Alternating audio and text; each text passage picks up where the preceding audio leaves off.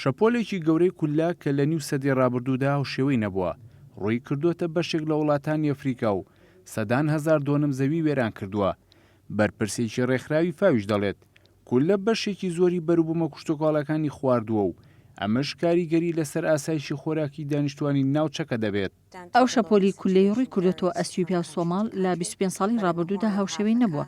هەروەها ئەو شەپۆلەی ڕووی کردوتەوە کینیا لە 70 ساڵی ڕابردوودا بێوێ نەبووە.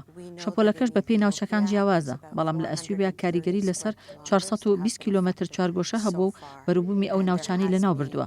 پێشبینیش دەکرێت کاریگەری لەسەر ئاسایشی خۆراک و گوزەرانی جوتیاران و ئەو کەسانش هەبێت کە خەریکی بەخێوکردنی مەڕووماڵاتن.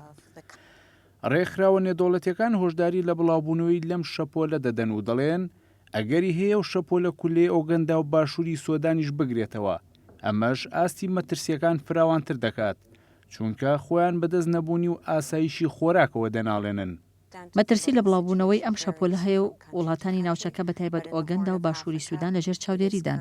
ئەو وڵاتانەش بەبێ هاوکاری دەرەکی ناتوان مامەڵە لەگەڵ ئەو کوللە زۆرەدا بکەن، چونکە لە وڵاتێکی وەکو باشووری سوودان لە 147 دانیشتوانەکەی بەدەست نەبوونی ئاسایشی خۆراکەوە دەناڵێنن.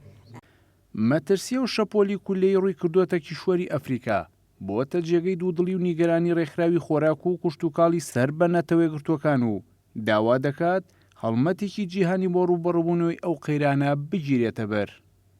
ئێمە چاودێری ڕەوشەکە دەکەین و پاڵپشتی خۆمان پێشکەش دەکەین بۆ ڕووبەڕووبوونەوەی ئەو شەپۆلە لە ئاسمان و زەویەوە، بەڵام ئەمە بەس نییە و پێویستە ڕێگەیەک بگرێتە بەر بۆ پاراستنی ژیانی جوتیاران.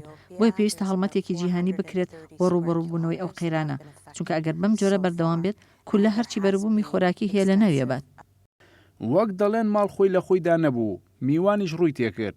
ئەم پەندە بۆ بارودۆخی ئێستای بەشێک لە وڵاتانی ئەفریکا کە خۆیان بەدەست هەژاری و برسێتیەوە دەناڵێنن تەواو ڕاستە، چونکە ئەو بەرهەمەی هەیەە بەشی خۆیان ناکات کەچی بە ملیۆنان کوللە خۆیان کردوتە میوان و بە نیازیش نین تاوەکو مانگی حوزەیران ناوچەکە چۆڵ بکەن.